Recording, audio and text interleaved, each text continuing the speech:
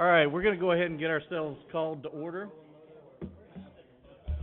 We are missing a few friends tonight.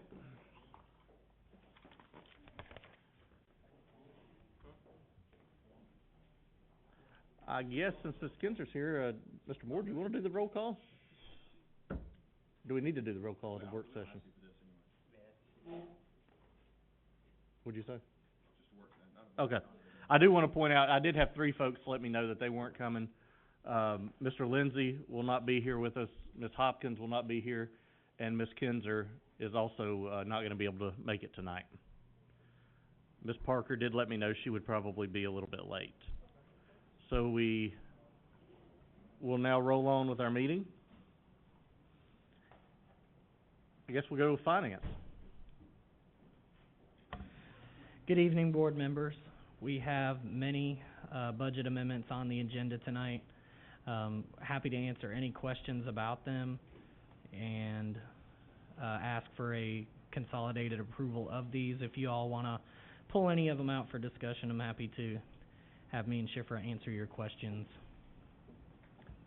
I just had a question on 10125. What's the story behind that one?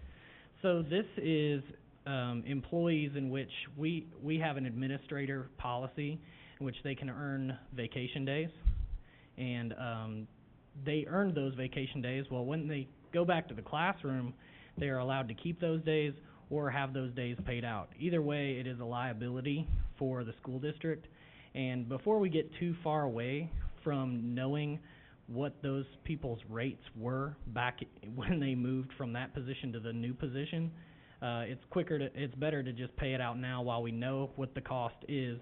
If there's turnover in my position, HR positions, that could get lost in the mix, and then this could be done incorrectly. So either way, it was a liability for the district, and we'd prefer to get it off our books now rather than wait until this person retires or these people retire. Also, we had a principal back in 2018, that had retired, and it was unsure whether that particular principal was going to go into the TCRS plan or not because he was in an election.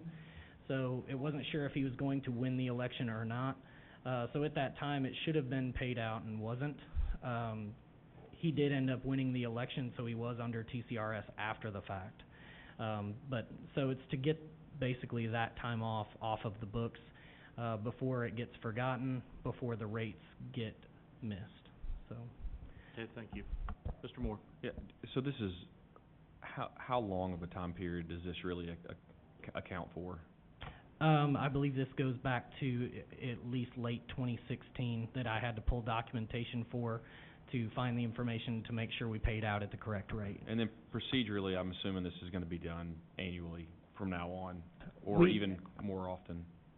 Since we have been doing the termination, it's happened as we go. Oh, okay. So this is stuff before. This is just catch-ups. Okay, yeah. that helps. Thank you. Schifra has some additional information.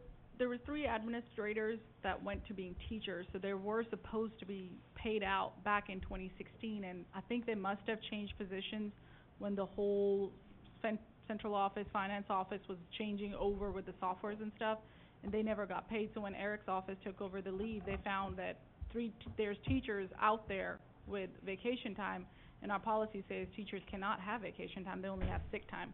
So this is cleaning up all those people who should have been paid out in 2016. Thank you very much. Any other questions on any of the budget amendments? We'll wait for Ms. Parker to join us, give her a chance to get settled in.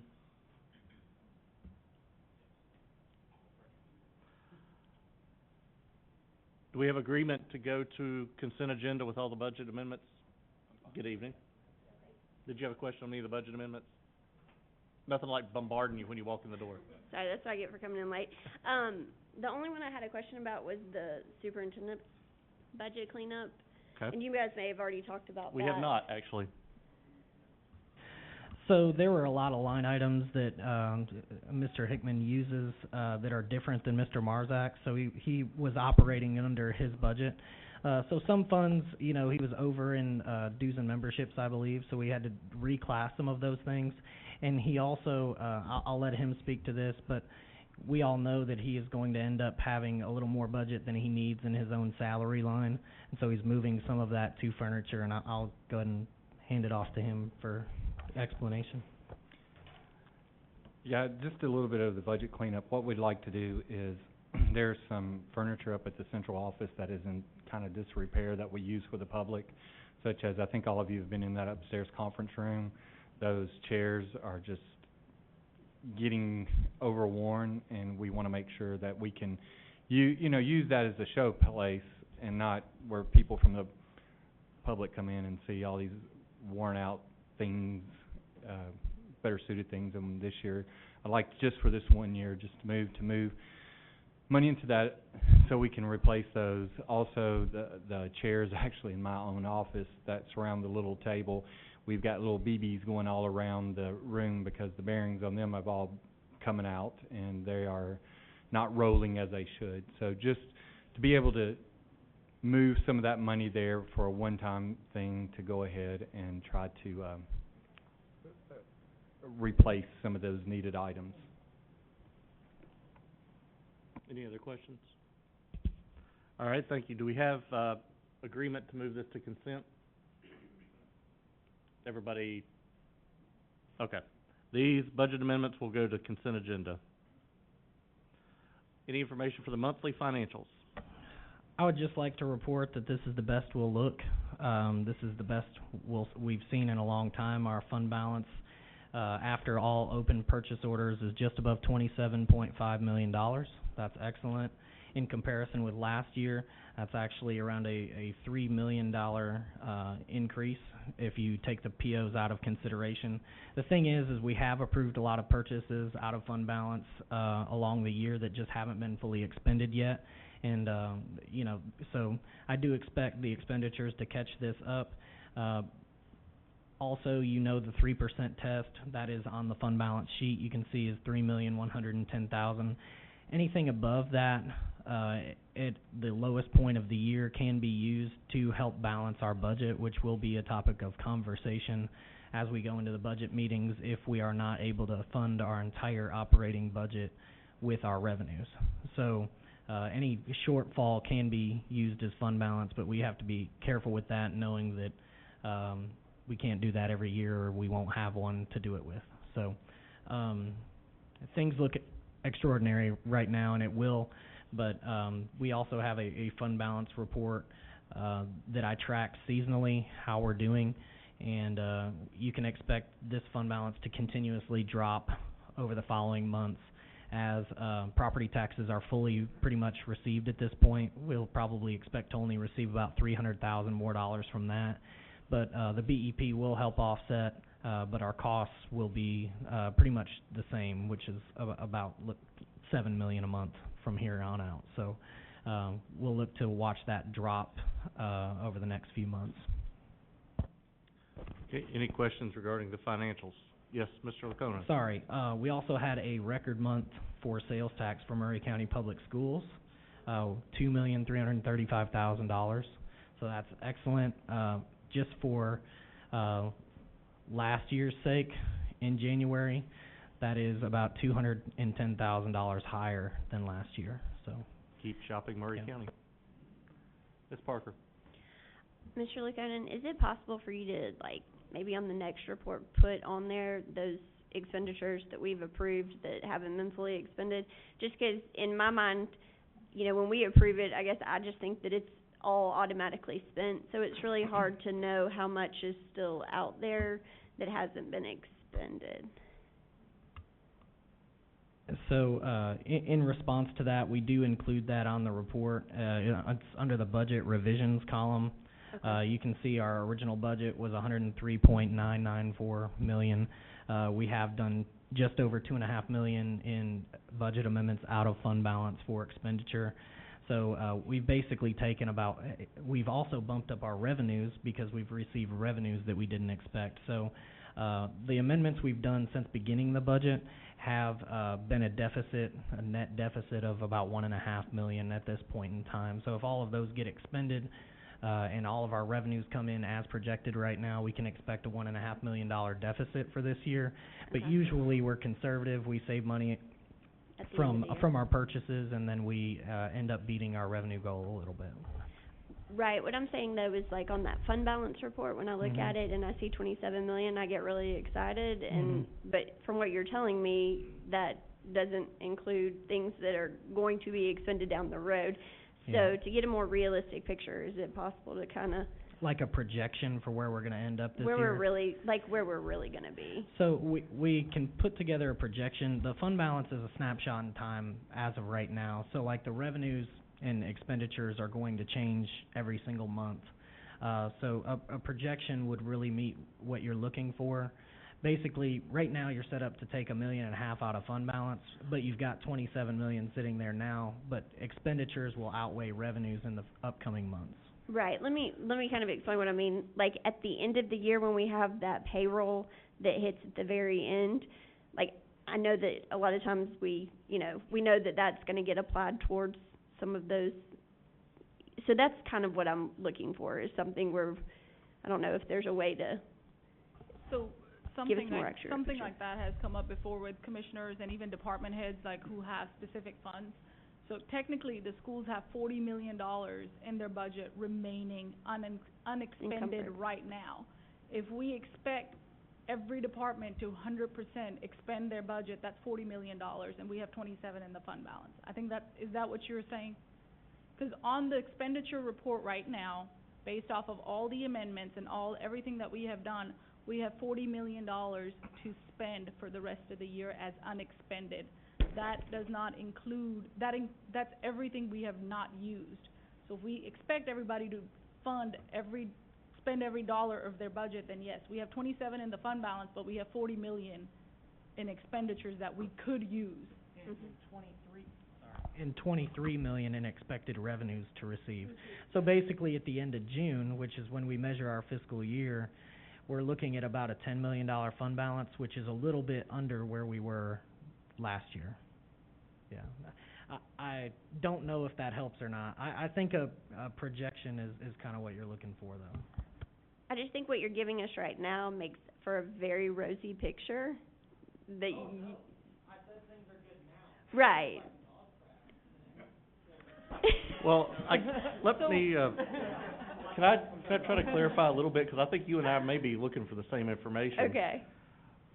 We see what we have now in our fund balance, but do we have a number there that shows us what we are obligated for other, like you said, the end of the year Yes. payroll, or a AC unit that we've said that we're gonna buy but we haven't paid for yet, an obligation Yes. note or something? $40 million is how much you have left to spend for this year, but you're only going to receive estimated in revenues 17.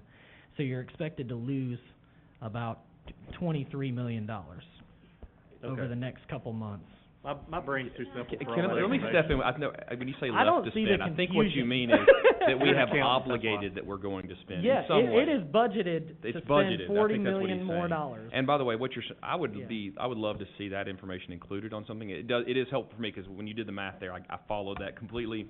It was helpful for me to see that if you project out that $7 million a month, average cost, and you look ahead, by the time we get the remaining BEP money and any other funds that come in, at the end of the fiscal year, we should be sitting at a fund, that's all theoretical, we should be sitting at a fund balance of roughly $10 million. And that makes sense, and I think if you could lay that out, well, I think what they're asking for specifically is within that, how much have we already obligated that we're going to spend? And Which- that's on there, 2 yeah. Well, 40 On which, million when is you the say on there, budget. which document are you referring to? 'Cause we're looking at 6 or 7. Okay. And the fund balance, all I wanted to say is the fund balance is calculated based off of what audit does in the financials. So this is exactly like every year, we keep up with the fund balance all year, and when the audit comes out, we update the report to say, if you go back to last month's fund balance report, it says unaudited beginning fund balance. Sure. As of this month, it's the audit, because the audit came out last month, so it's the audited fund balance, and we were within $200,000 of what audit said our fund balance was and what we had. So we try to keep our calculation matching the financials that come out from the state. That way, we're carrying our balance as close to it as what audit's gonna tell us, otherwise we're misstating our financials. Sure. So I see what you all want, but I'm trying to understand how to present it to you all Okay. without, I think the risk we run is when we have, and I understand, because we're talking at two different documents here too, I think, the one we were looking Yeah, at. there's multiple The risk we documents. run is, and this, we run into this almost every year, is when we have one document that says we have a fund balance of X, there's really an asterisk beside that in our world, but people don't see that. So they're gonna pull up this one document, they're gonna share that amongst themselves, and then they're gonna not reference the other document that says, well, that's not really correct. There are additional information that needs to be applied to that to show what it should be. And I think what we're looking for is maybe a more concise way to represent this that kind of puts that in one place, so that it's not as easy to just carve that out and say, well, look, they've got this fund balance of $27 million. Because I'll be honest, as an average person who's not listened to this discussion were to look at that one document, that would be very misleading, including our funding body. Those commissioners could look at that and say, well, what do you mean you've got $27 million there? And I would, so the revenue and expenditures report is really where you wanna go. Okay. You can see easily that we have received 76% of our revenue. So think of us like a landscaping business. We earn a lot of our revenue in a certain Understood. part of the year. If you go to page 12, you can see that our total expenditures, we've only spent 60% of our budget. So we have a lot more to spend, and we've received a lot more of what we're going to be allocated. And the net effect of that over the rest of this year, we can expect to lose over the next 3 to 4 months, $17 million.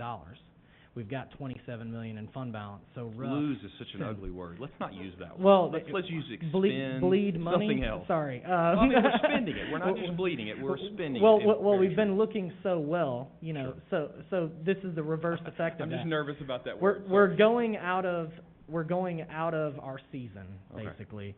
And, so, as of right now, we're expected to spend $17.5 million more than we're going to get in.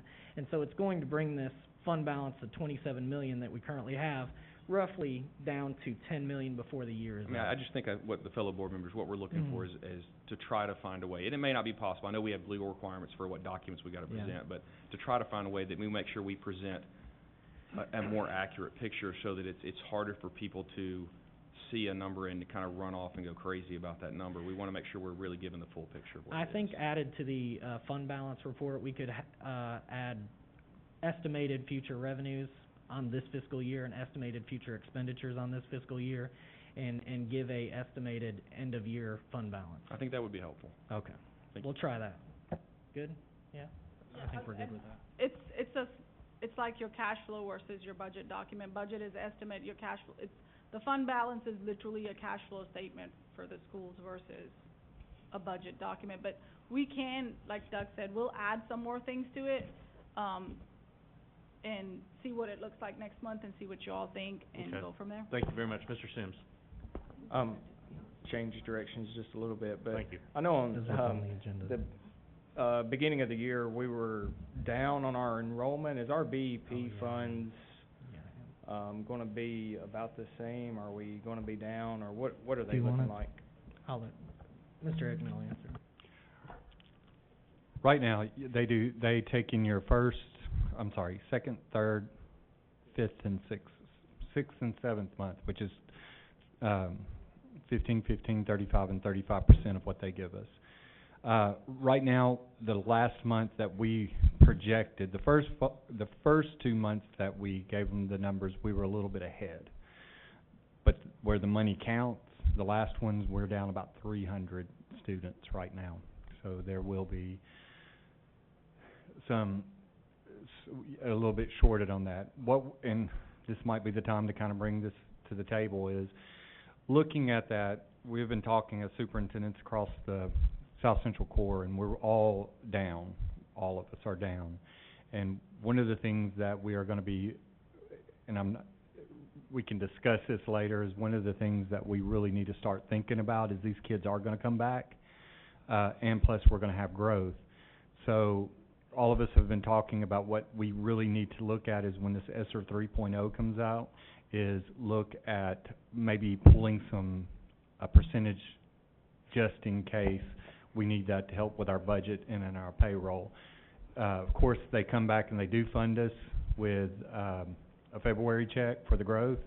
But with that said, we still are going to have to come up with 2% of that at the local level. So that's something, as we get into budget talks, that I really want to talk to you guys about with the ESSER 3.0, just so we can know we will have that money there just in case.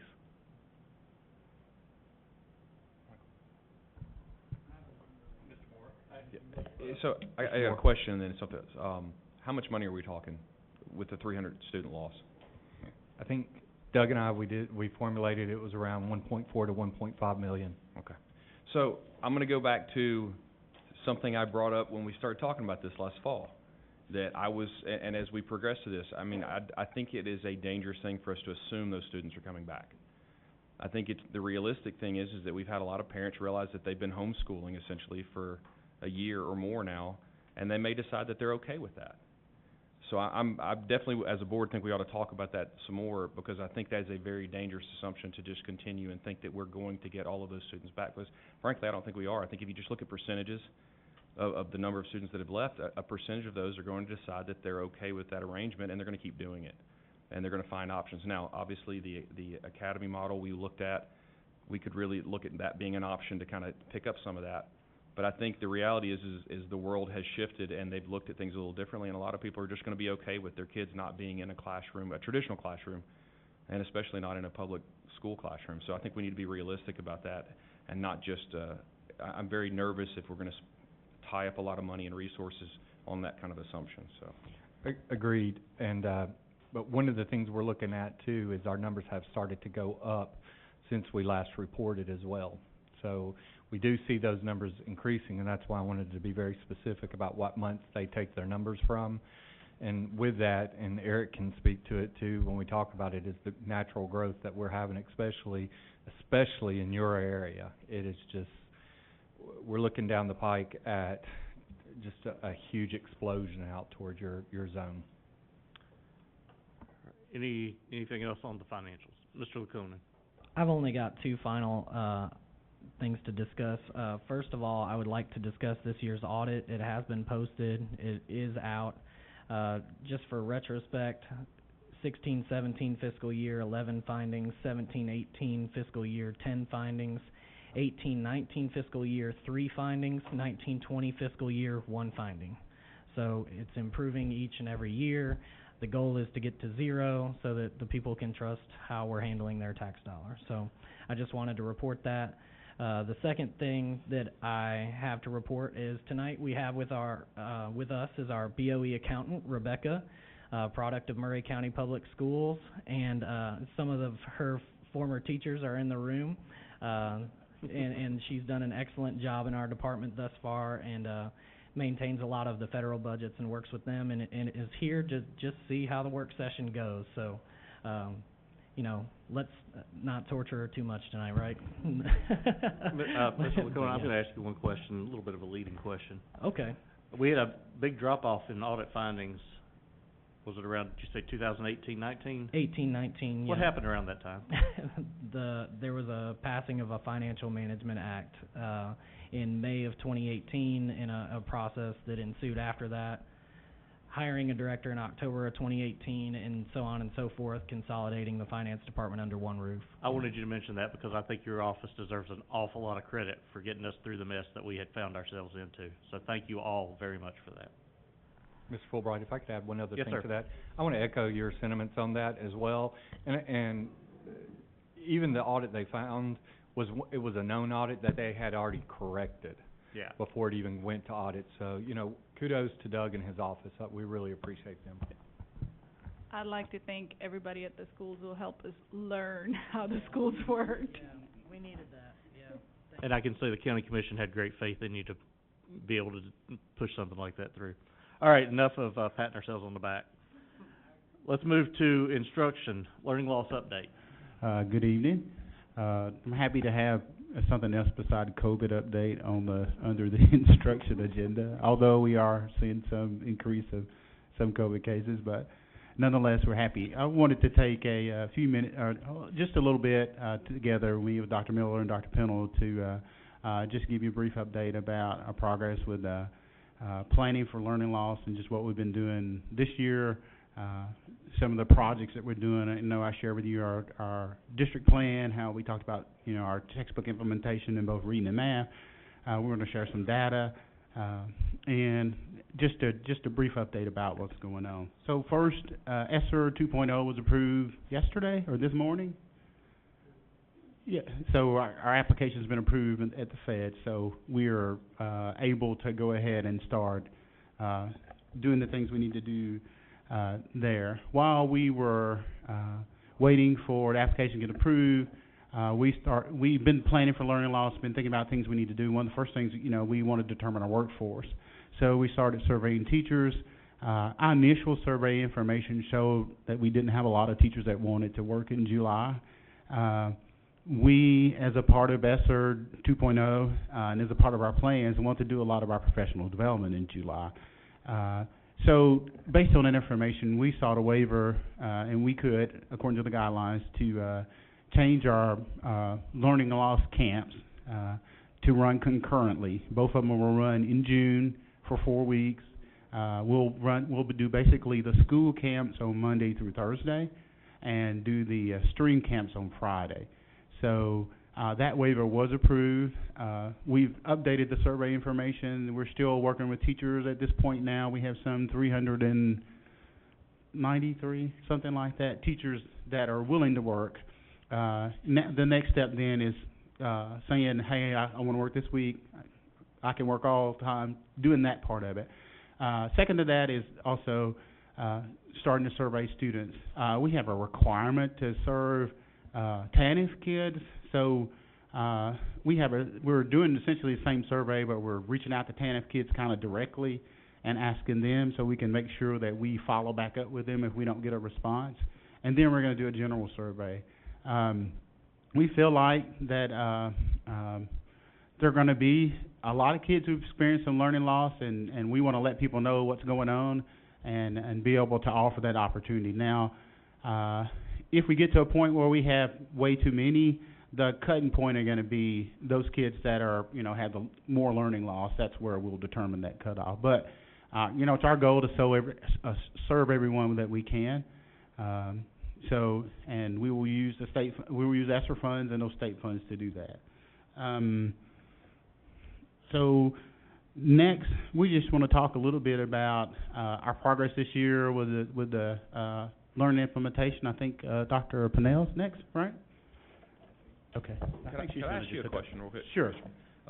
So one of the questions I have is, do we have a strategy for the students who choose not to take advantage of the learning camps and are going to end up showing up behind in the fall? Yeah. So we're still targeting after school support for those students. You're still going to always have, in the ESSER, we ask for increased interventionists. So, our intent is to use that benchmark, also use the state testing data that will give us an idea of where kids are over the summer, so that when we come back, we'll be able to target them and really work with them. And so some of that is having more people if we can't work with them after school, just trying to work with them during the school day. I know that's been one of my concerns, that we make sure we're getting some good data as far as going into, the benchmark. We're adding this program that's going to be able to give us some benchmarks and know where the students are, to make sure that as we go into the summer camp program, we know where they're going in at, we know where they come out at, but again, to make sure that the ones that aren't there for whatever reason, that when we hit the fall, we just don't. Because I'm just afraid that we're going to throw these kids at teachers that I know they're ready to have some expectations, but that's a lot. Potentially a year and a third, essentially, that some of these kids could be behind on top of wherever they were before we started. So I hope I'm hoping that these kids can take with them into the classroom some data, so that teacher has maybe a little bit of a head start to know where they're at, so that we can start to apply some of the other tools that we're putting in place. Yeah. Go ahead. I'm sorry. One of the things that we put in ESSER 2.0 was the interventionist, and we're looking at ESSER 2.0 or 3.0 of some other innovative things that we need to do. Part of that is, what are you gonna do for kids that just won't come to after-school programs? What are you gonna do with kids that are not gonna go to summer school? So we have to be able to target them with the data you're talking about and do something with them during the school day. Part of the ESSER 2.0 why really needed those interventions in school is right now when teachers have to have interventions looking at Tier 2 and Tier 3 students, that's looking at students that need skill-based interventions. And these students that we're talking about, they will need that. But what's happening now is in most schools, it's having to be the classroom teacher doing the Tier 2 and Tier 3, so it leaves us with hardly any personnel to do the standards-based intervention. And that's where we feel even your top students, your middle students, are gonna need the help the most. So we need to make sure that we are giving schools what they need, and that is personnel to pull for the skills-based with people that do that, and then allow the teachers to grab their own students for the standards-based interventions as well. And on top of that, I know Dr. Miller and all of the middle school and high school coordinators, they're gonna be pulling teachers this summer, and we're gonna relook at our pacing guides just so we can make sure we're capturing what they need to do, and we're gonna be receiving teacher feedback for every grade on what they should look like. And one more piece to go with that, and I don't wanna forget this part, because I know it gets forgotten sometimes, and I'm glad you brought that up. As we really are trying to address the ones that are behind, and we have to remember the kids that were thriving, because I think what happens a lot of times is as those teachers with their limited time and resources are trying to address and get those kids caught up, there's kids that should be excelling, and they're just kind of treading water. And I know nobody's intentionally doing that, but a lot of times as we're trying to triage, that's what happens. I just hope we also have a strategy, and you guys can try to make sure there's some things in there for those kids to keep them, you know, shooting for the moon, because they're already headed there, and I don't want them to lose what they've been working on too, because that wouldn't be fair. I mean, we're trying to treat all these kids equally, and they all need the opportunities they had. So just make sure we've got a strategy for that.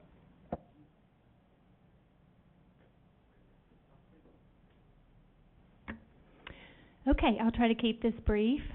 Thank you for the opportunity to share with you. One of the things that Mr. Hickman alluded to was the math and ELA implementation teams, and we are working in coordination with the South Central office in order to accomplish this work. And you can see here just a basic graphic that communicates what's happening with those teams.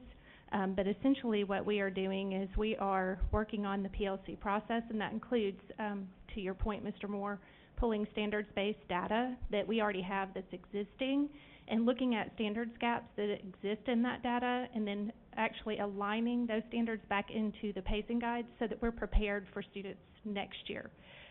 So in this document, you can also see that we have teachers and administrators that are assisting us in that work. Both of those teams are actually participating now and began in the past couple of weeks to a month. ELA began a little bit before math. But essentially the ELA team is also working on looking at high quality instructional materials and looking at the materials that we have and how to go about maximizing those. So at the top of the document, you can actually see what tools are accessible to us. And that is going to kind of highlight the math and ELA focus that we have. So it's our goal to have those pacing guides aligned with the learning gap standards by the end of this school year. So we actually have a timeline for that that's already been communicated to those who are involved and to the administrators as well. We included the administrators on the C&I Vision for Learning, and so this is a snapshot of that here. In looking at teaching, learning, and assessment, and specifically what's involved in each of those prongs and how assessment informs instruction, which is what we're doing with that standards-based data that I alluded to. In addition, part of that process was gathering their input, and so what you can see here is a snapshot of what that was and what that included. And so we're actually going to do this with administrators, teachers, and eventually stakeholders. And I'm happy to share any of these things with you if you would like to look at them more closely. And just to give you another quick snapshot of what data is available to us, this is data that was shared with us on behalf of iReady, and this is looking at last year compared to this year. And we actually have this data for each grade level, so you can see exactly what learning loss looks like.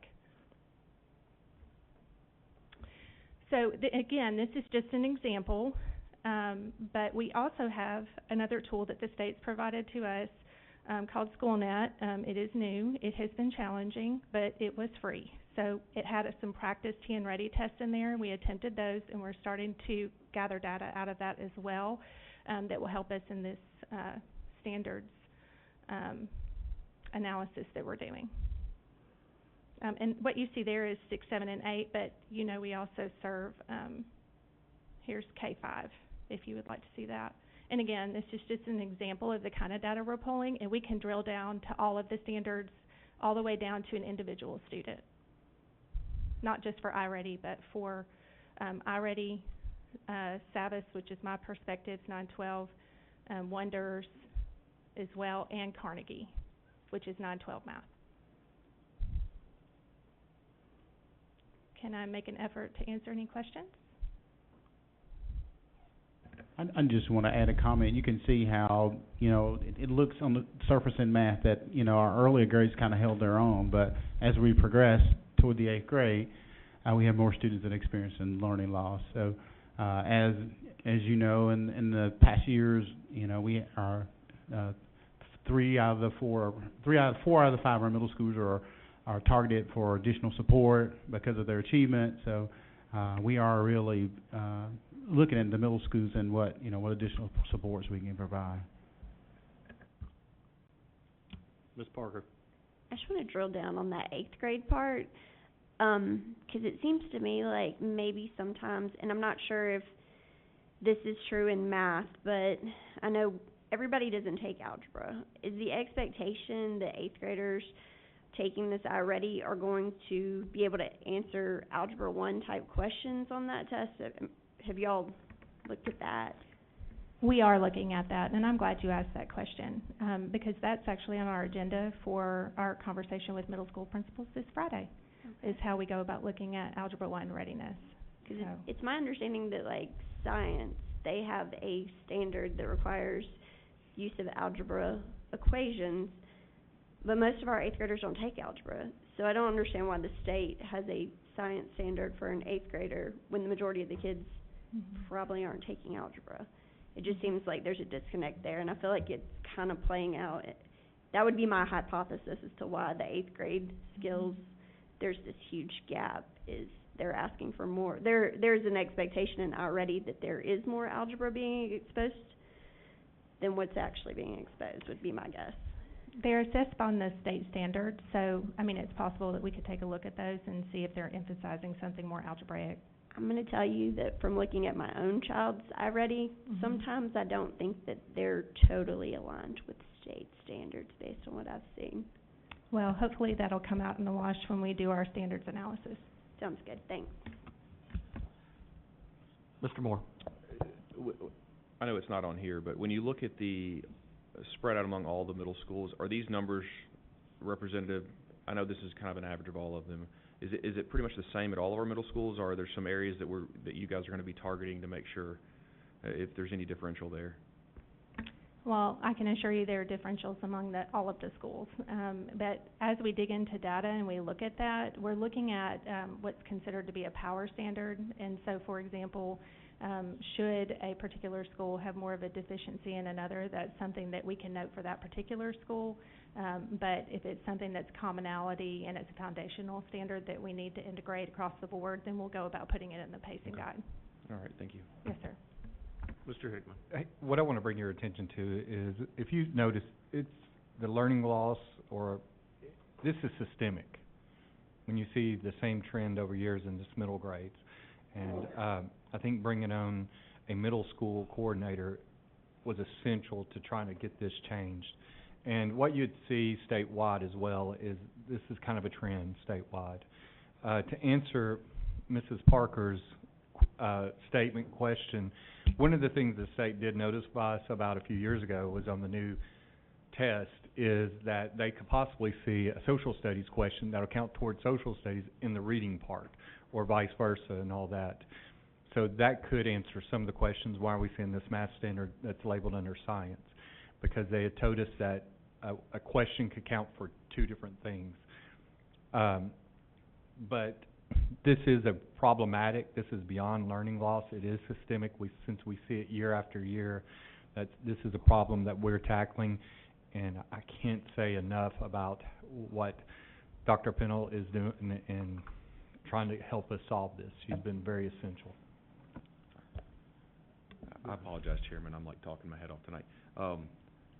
I would ask that as we continue to talk about this, and this is helpful for me to kind of see, I like the representation, and I'm not looking for excuses for where we're at, but it would be helpful for some perspective to look at those state numbers to kind of, to let me see, and help us all kind of see, are we way out of line, or are the trends looking the same? I guess that's what I'm looking at. I understand we may have some deficiencies that other districts don't have, and I get that, but really what I'm looking at is that trend kind of progressing in all districts, even though ours may be to a higher or a lower degree. That would be helpful for me to have that perspective, if we could, as we continue to talk about this.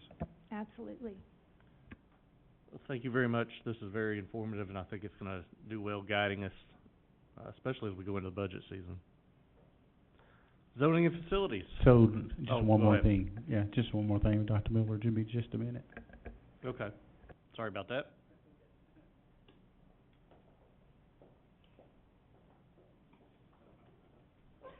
No problem, and thank you very much.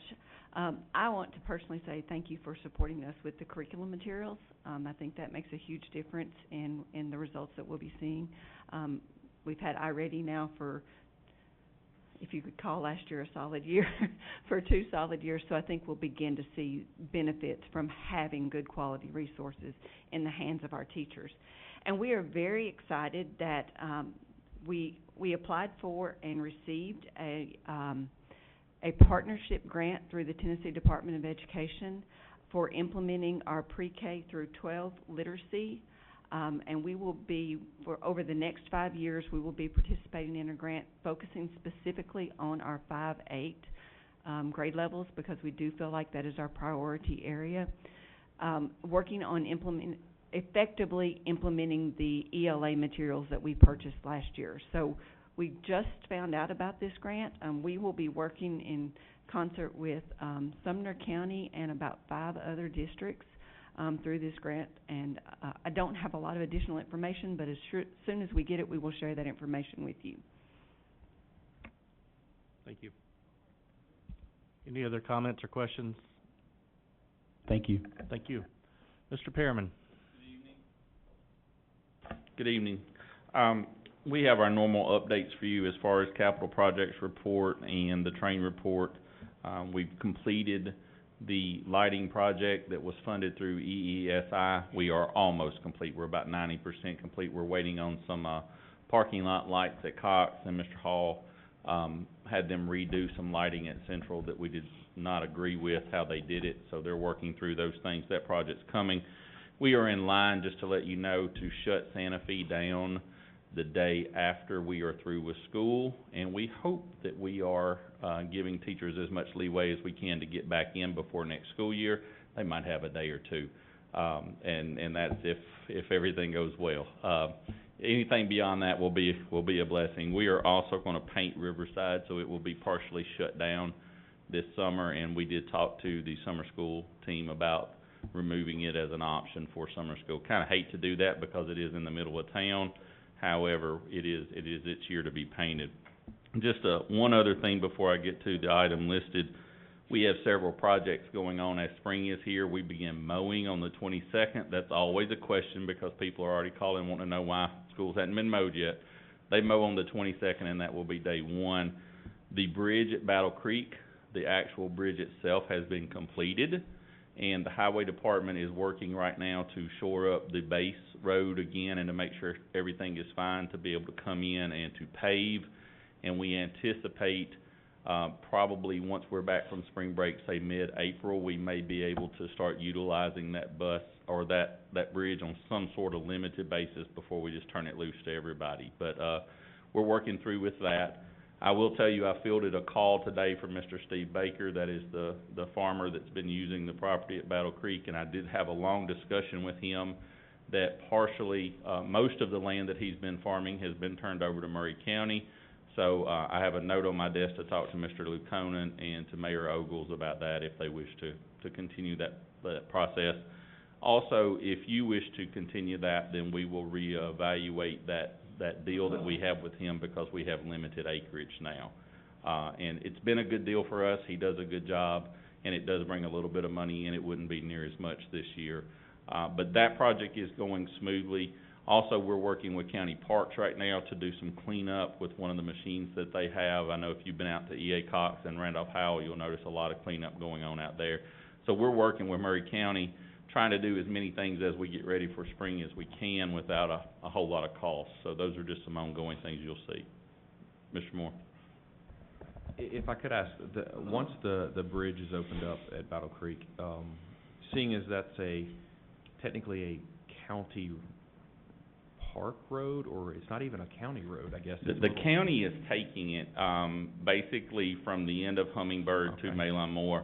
My understanding is that the road department's taking it. Okay, and is the they'll intention upkeep for it. that to be an open and public through road, or is it gonna be controlled or maintained? Controlled in some way? That will partially be, I guess, and I can clarify through the county specifically. Okay. Do they intend for it to be a primarily park use, which it could be controlled and kind of shut down at times, or is it a county road? That'd probably be a discussion you guys should have, just so we can have an understanding of. And they have done the work, we just haven't gotten clear direction yet on the parks as far as how they wanna take over and work with the land. And most of the land is just vacant right now, so it's not been a big rush.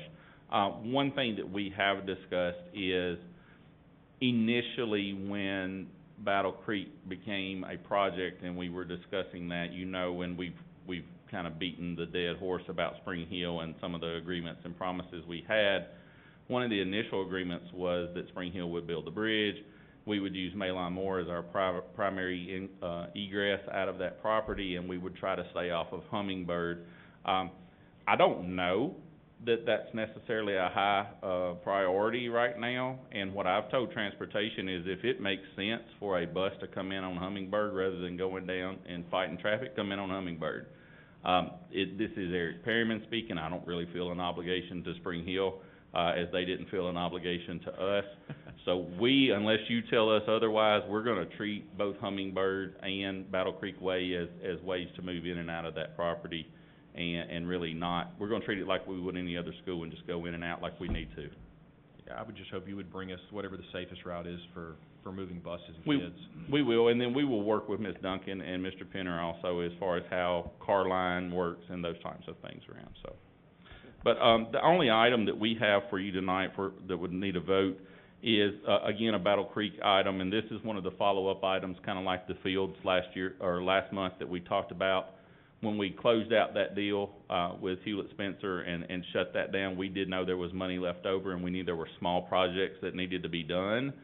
Those that we could do cheaper than having them oversee them, they agreed with that as well. One of the things we fought this year, and we've tried to keep this off your radar as much as we can, is we've had 2 or 3, big rains. We had a 100-year rain back in the fall that created issues in Culleoka. We've had issues in Mount Pleasant, we've had issues at Spring Hill High School. We have lots of places we've dealt with water that we don't normally deal with water. One of the things that we knew we might have to do is the culvert and the drainage ditch that's between the baseball and softball field at Battle Creek, we thought could possibly need some attention. The 100-year rain proves that it does, and we can complete this project again cheaper than we could have had that done at the end of the other project. It's $7,500, and I believe that's done through Middle Tennessee Constructors. Mr. Hall would oversee that work, and it would basically just be extending that ditch down to ensure that the softball field didn't get any runoff. Battle Creek is much like Spring Hill High School in that it's a tiered property, and all that water from up high eventually goes down, and we're just trying to make sure it doesn't go down onto the softball field. Do we have any problem putting that on, Ms. Irving? Mr. Perryman, not to throw you, I mentioned last week whenever I actually visited this school, noticed we didn't have the facilities for restrooms or concession, and I'm sure that's probably rather costly, but do you have an idea of what that would be? Because I do know not having that is a big inconvenience for a lot of folks.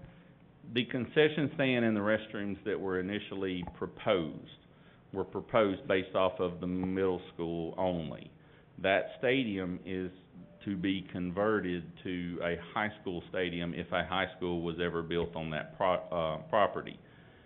The concession stand that was kind of given to us wouldn't have handled a high school crowd, and it was $500,000+ for the concession stand and the restrooms. And we chose at that time, like people do at E.A. Cox, like sometimes they have to do it with Thorne or at other places, the building can be open and a bathroom can be made available for free. It's just an inconvenience. So that was why we went that route. If we moved forward with a high school project, that would be included in that cost, because that stadium kind of being opened up, the track added, the extra seating, the concession stand, a field house was proposed that we have plans for. All of that would be part of the high school number. So that's gonna be in our conversations then, because, It will be I in mean, yeah, 'cause I mean, I'm not a fan of a high school being there, I'll be Right. honest with you, but that's just one of 11 opinions. And we also have, I think if you notice, if you're at that field, we have a parking lot that was not completed. We have a field that has light poles in it, because there was supposed to be a parking lot there, and it wasn't completed. So between the concession stand, the parking lot, and I think that probably has become more of a immediate need. Restrooms are inconvenience, but porta johns can be used. The parking at that facility is a long way away. But between the parking lot and the concession stand, you're looking at $700,000 easily, based off of the numbers we were given, so. I just have one more, not to be smart aleck, is that off of the plans, like the grand plans? I mean, I would just think you could build a concession.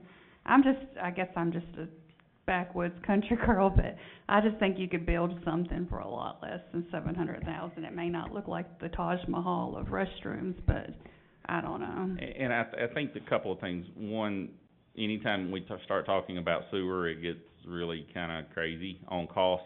And two, and you guys always guide what we do, okay? Always. But we build multi-million-dollar buildings. So the facilities that go with those, especially the new ones, my opinion is, should look like they go with those. That doesn't mean they have to have, golden faucets and all the amenities that you can have. However, we disagreed with the 500,000 number. That was one of the reasons we said, no, we don't think we should do that. But I do know that those types of things, and Mr. Hall even spoke with some surrounding counties, those types of facilities seemingly are a per square foot higher cost than just a classroom or a hallway, because they don't really wanna come build them, because they can do bigger projects and they can make a lot more money. So if they're coming, they're gonna come, and they're gonna get the money when they get there, so. But we think we can do better than 500,000, but those were the numbers we were given, so that's why I give you those numbers. I'm gonna point something out that I heard a lot, a couple years ago when some of these things were being discussed, is that previously, a lot of these field houses, restrooms, concession stands were done through donations and fundraising and volunteer labor. And I think that, I don't know that it's right one way or the other, but you're gonna get that kind of pushback. And I think especially 'cause the one at Central was it almost $250,000 that was done? And that was through a lot of negotiation and donations, and it was still. And it still received a lot of flack for And the fact. if you go look at it, it's very small. It would not do easy. So I just wanna point that out, that yeah. that's still something that ought to be on the table to be considered. Mr. Moore? I was gonna say, I know, I was gonna bring up the central thing as well. I think this goes back to as we've started to create standards for any of the schools of why it's so important to go ahead and do some of these things and do them right on the front end, and rather than trying to chase this down after the fact. Like I said, bringing somebody back out after the fact gets more and more expensive. And not to say that we should have done the original plan at all, but I think and I know Mr. Perriman's working very hard so that, for any future building we do, that we do a good job of making sure we check the boxes that this board has decided are appropriate for us to check, and we make sure we do a good job of that without having to come back and redo it or piece it together.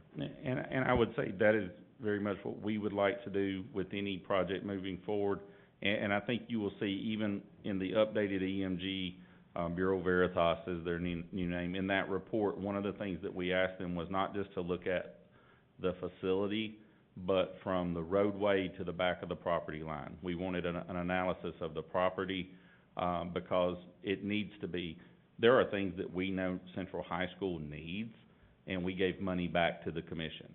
And we had money that we could have completed more projects, but we didn't, and that really was not, that's not a stone at the board or anybody that was involved, but it's really, do we look at it from Lyon Parkway to the back of the property against Murray County Park, and we didn't do that.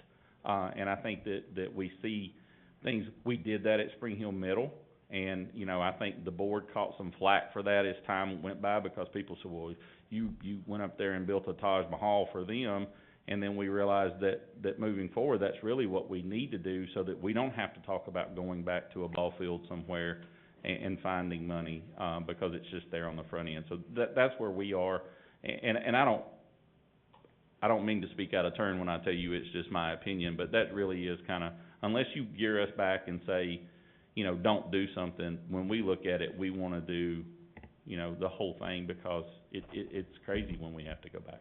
Okay, thank you. Mr. Howe? And just to kind of bring that back around, you know, building something new here in Battle Creek, there are schools that have been here for 25 years that don't have that, and the communities around have stepped up and done that. I can just speak to Culleoka, because that's where I'm from. You know, we've had a soccer program for about 10 to 12 years now. We do have a bathroom concession stand. We do have lights now. We do finally have bleachers now. We don't have a scoreboard. You know, just little things like that. And that's why we did come up with an athletic facilities plan with Chris Pointer and set a standard. And, you know, we did not allocate money to that plan last year. The previous year we sliced off $500,000, and I think we need to continue doing that to add little things that are just not there that should be there. It should be the standard. Ms. Parker? I just want to say, I agree with that. I think part of the problem too was that when we decided that we were going to build the Battle Creek schools, we said build them without the athletic facilities. Like, we went into it with that being the thought. So it was kind of like a bonus if we got to do the athletic facilities, and we're getting what we paid for in a lot of ways with respect to that. Now, the Taj Mahal still exists there, and there could have been some stuff that could have been cut if we'd had some different leadership, but that ship has sailed. But I do think going forward, we really need to take care of these athletic facilities, or we don't need to support these, we don't need to have these programs, because we don't need to invite people to our home and then tell them they got to go use the Porta-John. I mean, that's not what we want to, I don't think that's the image that we want to present. So what I hope in this next budget process that we really look at upgrading a lot of these athletic facilities, because these kids deserve it. And I will say, my experience, you know, I coached baseball years ago at EA Cox with only a backstop, and we took ropes and made dugouts so that parents couldn't get to the kids, and we set up flags in the outfield, and there's a lot of funny story to that created an outfield wall, and we painted a white line for foul, and we painted a red line for out of play. And we did that for 2 years, and so I get it.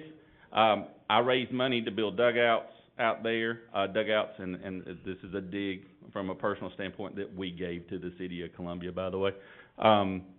You know, lots of things were promised to us that we had to go do ourselves, and I feel that pain for every coach that says, I need this or I need that. I get it.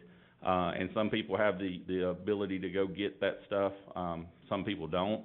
And I think that, again, you know, what we want to do, and I don't use this word in an ugly way, is that when we set standards, they are minimum standards. And I think we've had discussions with several of you about how we help all teams and all schools, and it go beyond sports to playgrounds and to everything. And we give you this.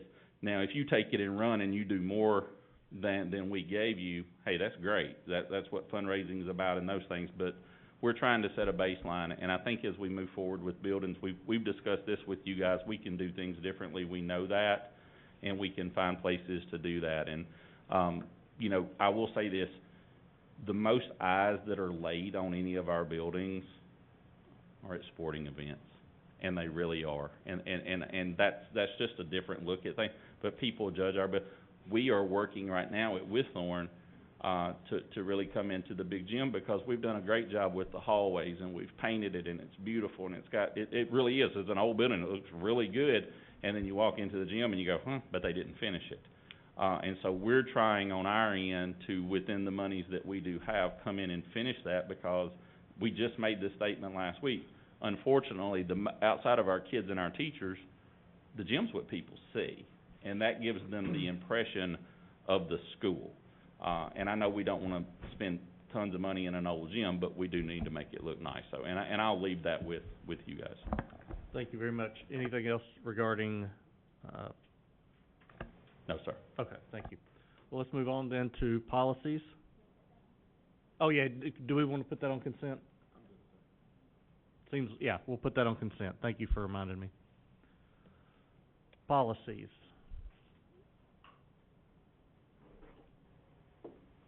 Let's see, okay. There's 4 policies, 2 that are substantive of, changes, which are the first 2. You'll see the, 1.700 and the 5.100. Those both came from the TSBA recommendations for substantive. The law change, and this deals with the diversity, so the goals for our personnel and goals for the district. And you'll see that there's just been those lines added that were direct recommendations from the TSBA, so that our policies come in line with the new state laws. And the other 2 recommendations are just contact changes for the school district records and complaints and grievances, to take out the old contact. Mr. Scott Lindsay was in one, and then Dr. Amanda Alexander and Dr. Woodard was in another one of the other ones, to just get those to the current staff updates. What action do we need to? I'm Ms. fine. Parker. I'm fine for them to be put on consent. I think you did a good job with them.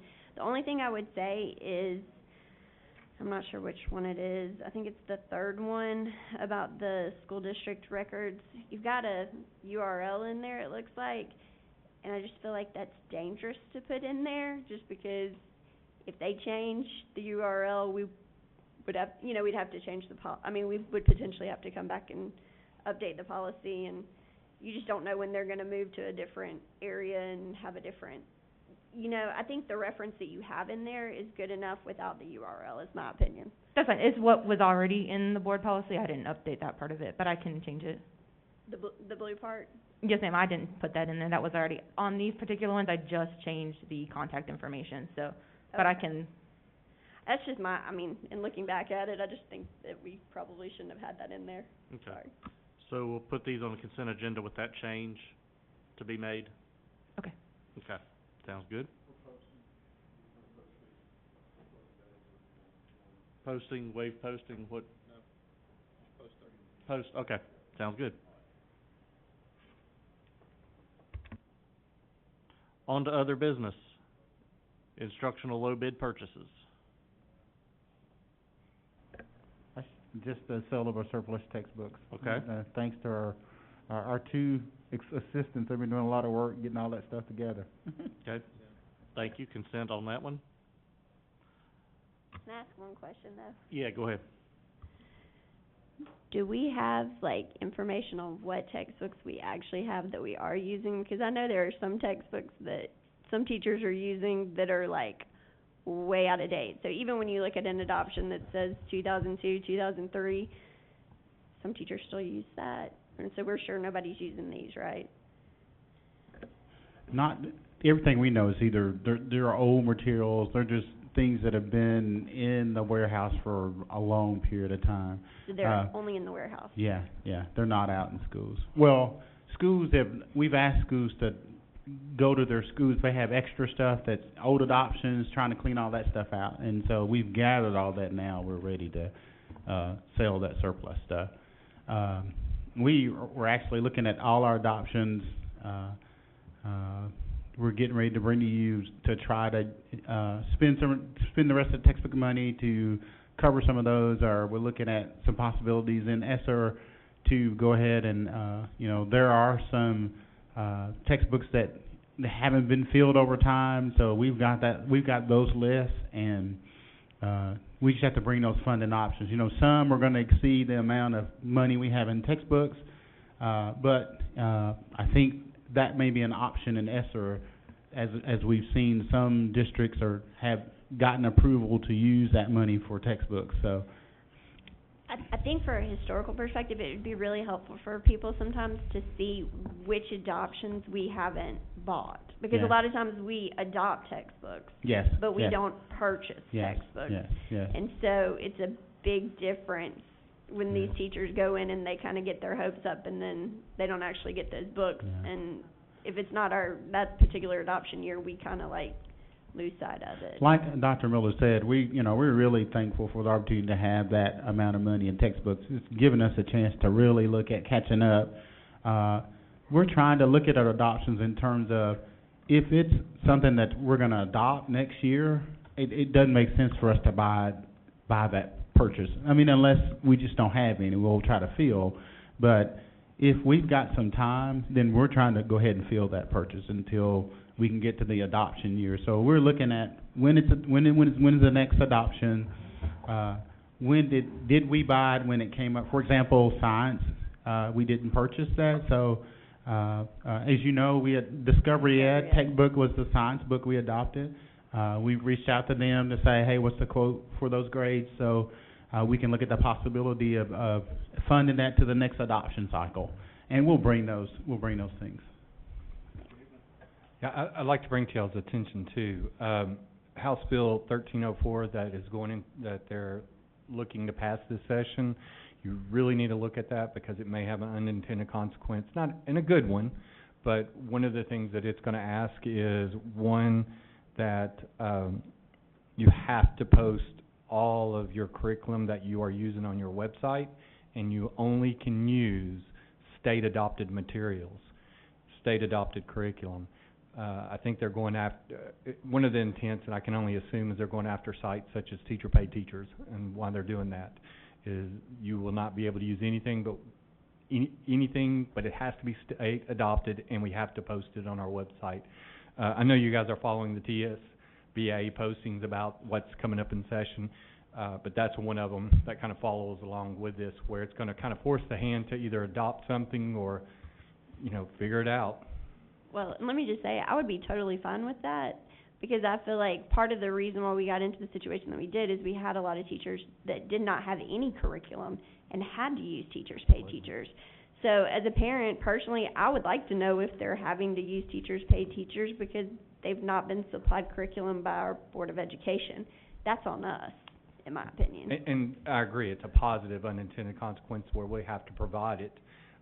I'm sure they'll have probably multiple resources you can pull from, but I know teachers-paid teacher probably won't be one of those.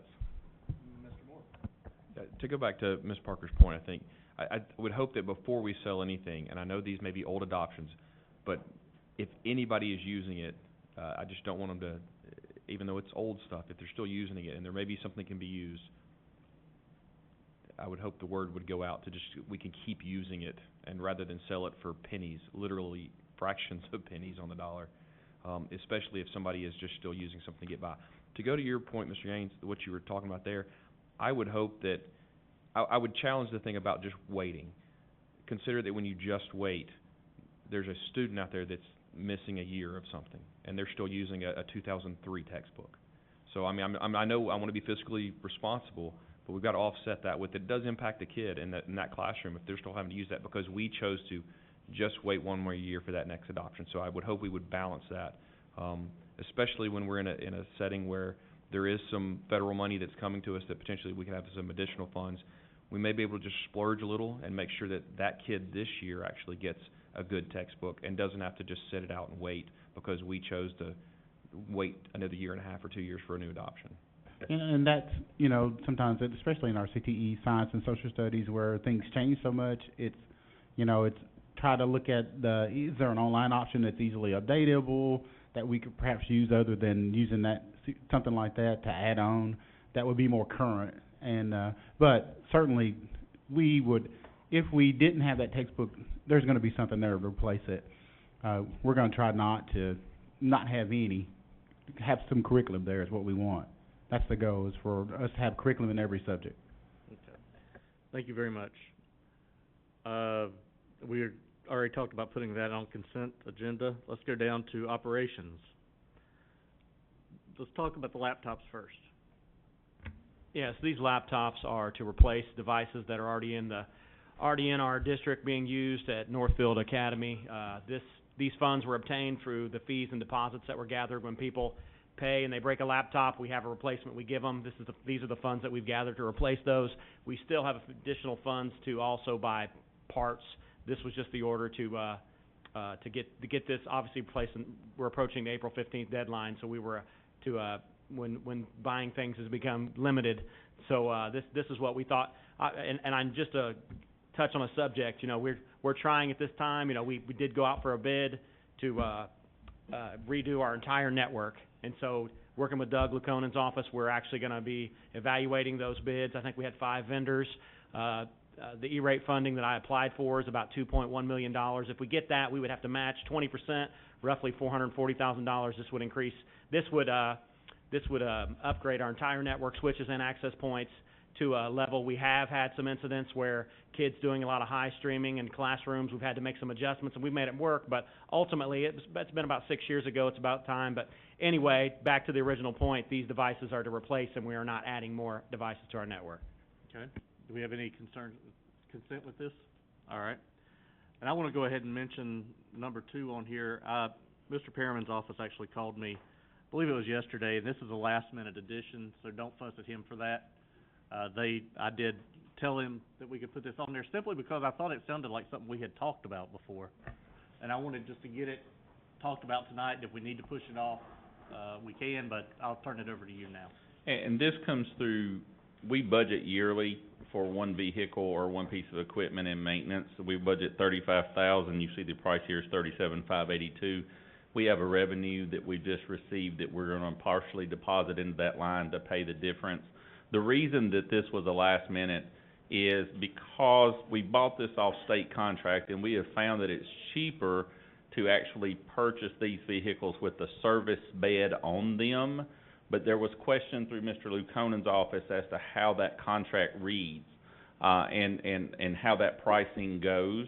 And so we were able to clear up with his office through Ms. Ferris, and then also with the state, that we can purchase this with the service bed as an additional add-on if the dealer does it, and that the price holds. It does change a little bit the original service agreement, but we were able to make sure that we legally can do that, and it does save money rather than us buying the truck, having the bed removed, buying a service bed.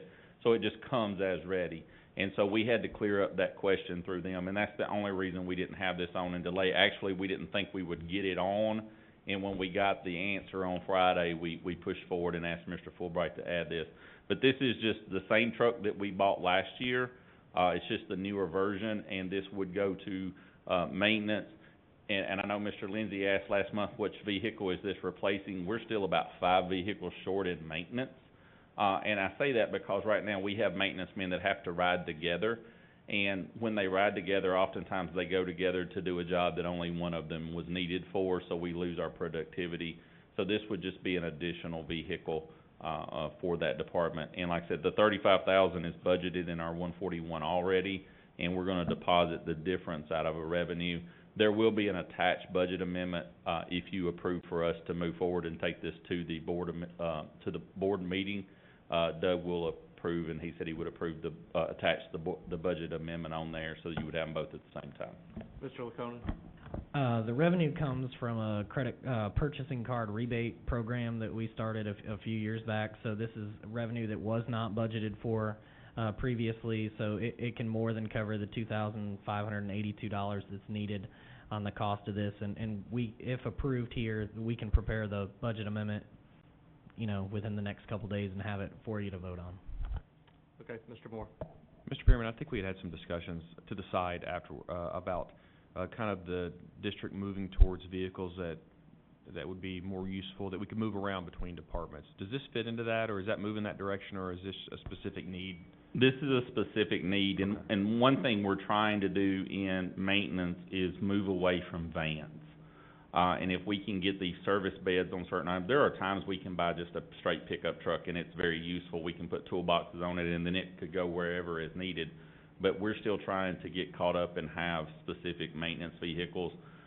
These trucks, and this particular one has proven to be, kinda exactly what we needed because we're buying the larger service bed and we're buying a little bit of a high-end service bed to make sure that it has what we need, and so it's specific to maintenance. To share with the rest of the board with those conversations, I was very happy to hear that you guys were looking at that, basically looking at the fleet of vehicles, which we have a variety of vehicles, and with the intent that we can move towards something that can be moved around between departments as needed, rather than having a vehicle that's just used for one thing. I understand this is a specific case, but I think would applaud you guys for looking in that direction. It seems like a more cost-efficient way to look at that kind of application where it can go from food services over to something else and be useful in all of those settings. And we've seen this year, I know that in the spring you approved a purchase. Tech actually bought pickup trucks this time rather than vans, and they've been very pleased with them. They're able to use them and move around. But that is a vehicle that if ever needed, it could swap to a different department and it go forward.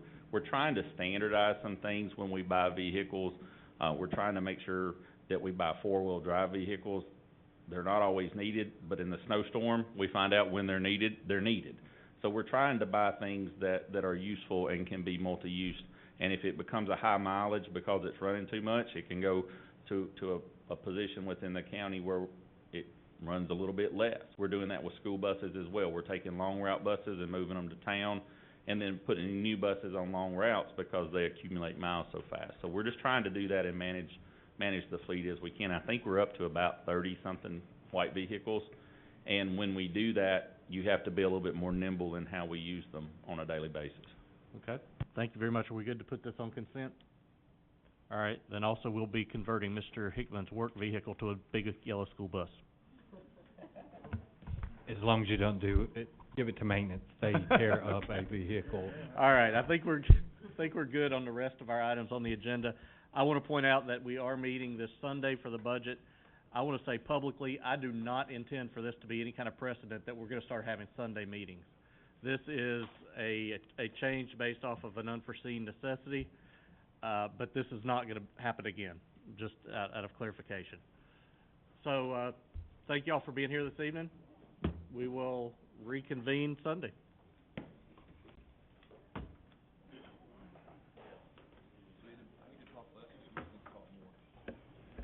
You get paid by the word, don't you? I do.